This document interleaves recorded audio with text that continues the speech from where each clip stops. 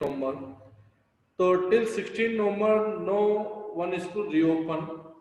We maybe call the students for only guideline or for those students who are the below performance. We can call such student only. Second point we have discussed inside the meeting.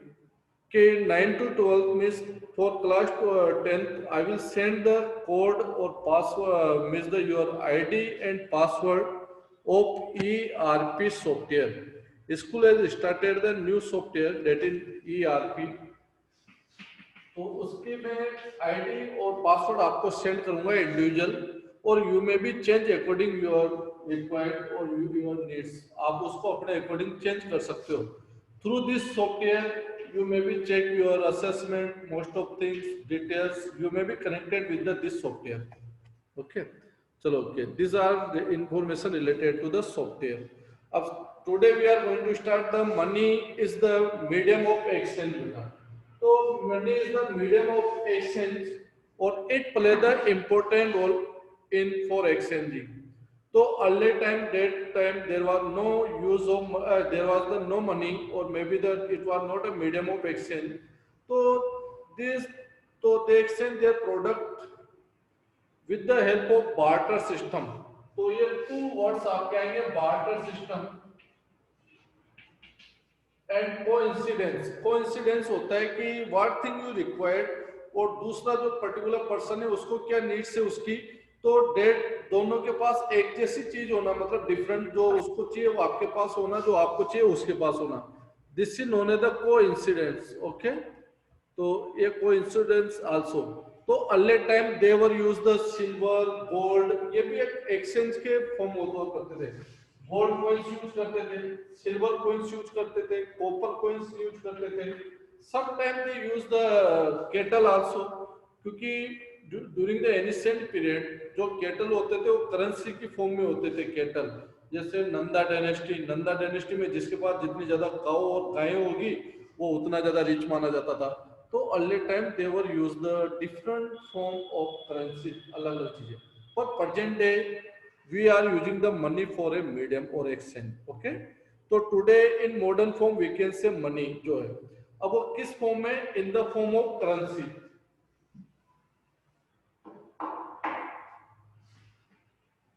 In the form of currency है currency की form में अब currency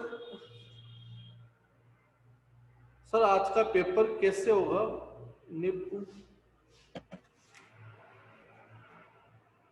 bank हम उसको क्या करते हैं bank में डिपॉजिट करते हैं सेविंग को तो ये सेविंग है deposit inside the bank okay और those person who need the money जिनको रिक्वायरमेंट है लोन और क्रेडिट की they may be take the credit from the loan in the form of loan जो ये लोन है customer they may be take the loan तो हमारी जो पब्लिक की मनी है सेविंग है वो डिपॉजिट होती है इनसाइड बैंक और बैंक उसी मनी को प्रोवाइड करता है इन द फॉर्म ऑफ लोन के लिए ओके इसमें आपको इंटरेस्ट मिलता है 4% अप्रोक्सीमेटली 4% इट में भी कुछ बैंक में 4 और 5 भी हो सकता है बट एवरेज 4% और जो कस्टमर को लोन दिया जाता है for a customer or they may be repaid on a installment or in a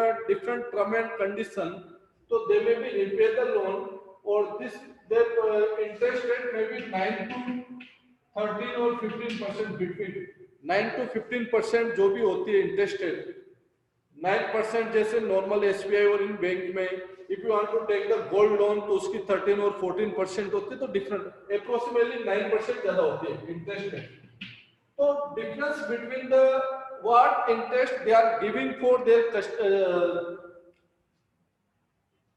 account holder जो account holder है उनको क्या interest rate वो दे रहे हैं और variation difference between the what interest they are taking from the customer where they are providing the loan तो ये जो variation आया 5% तो this variation they are helping they are taking to maintenance to the bank employ को salary bank का खर्चा ATM internet facility different software आप कितने एयर्स यूटिलाइज कर रहे हो, जो भी चीजें ये उसी को मेंटेन करता है। तो this is the system of bank, ये बैंक का एक सिस्टम होता है बेटा।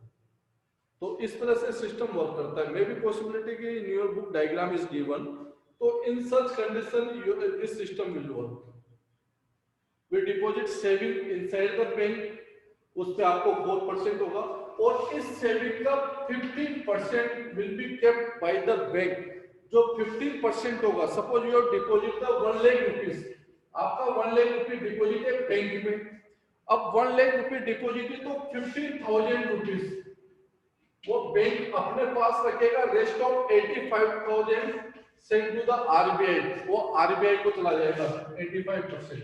और आरबीआई जिसकी भी बैंक की जो रिक्वायरमेंट है लोन की, उसके अकॉर्डिंग लोन फैसिलिटीज प्रोवाइड करता है। तो दे केप्ट ओनली 15%, उसी 15% से वो मेंटेन करते हैं अपने बैंक को।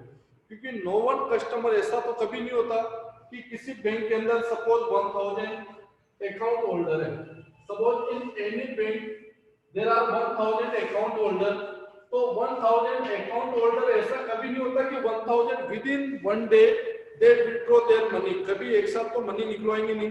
सपोज 15% सबका डिपॉजिट है, तो कभी 20%, 10% कोई भी निकलवा रहा है, तो दे में बी मेंटेन थ्रू द 15%। तो बैंक केप्ट देयर, जो हमारे जो सेविंग है उसका 15% अपने पास रखता है, और रेस्ट ऑफ 85 आरबीआई को दे देता है 85%। ओके, तो through this they maintain the bank, जो होता है इसी तरह से। अब यू नो मनी की फॉर्म क्या है, एक तो करेंसी होती है, करेंसी पे यू नो आरबीआई गवर्नर जो होते हैं उनके सिग्नेचर होते हैं, तभी उस पेपर की वैल्यू होती है। विदाउट सिग्नेचर उसकी वैल्यू नहीं है।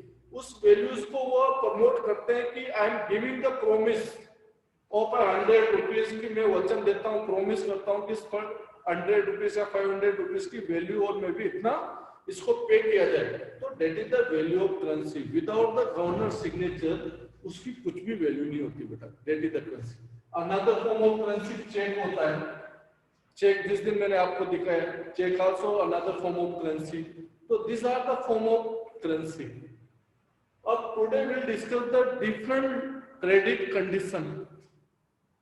यस बेटा, हैव एनी प्रॉब्लम बेटा?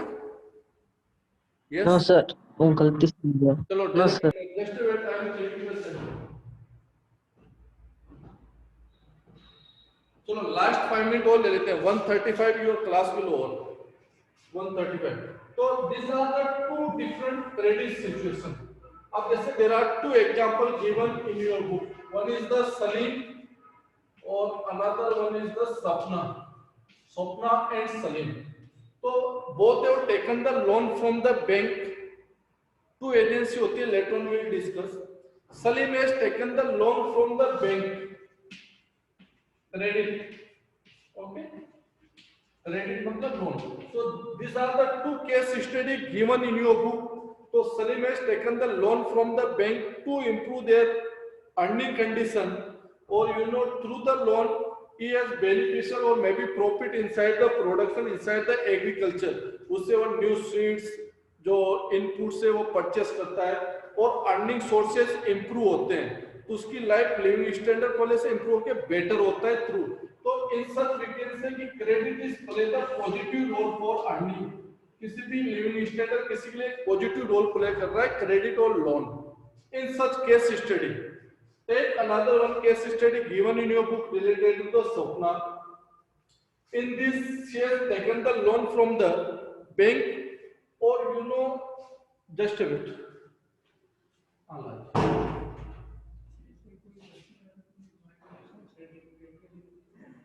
दो मिनट और बैठ जाएंगे, 2 मिनट बाद लास्ट क्लास है, और ज्यादा हो ना उसी तरह से निकला लो ना, तो निकलो उनको दिया है, खा पड़ा है, इस नाम को देख लेना, मुझे दिखा देना, ले जाना। इसमें 3 चीजें मिलेगी, बोर्ड सर्टिफिकेट, मार्कशीट नहीं ले गया हुआ तो और होती है। Yes, continue.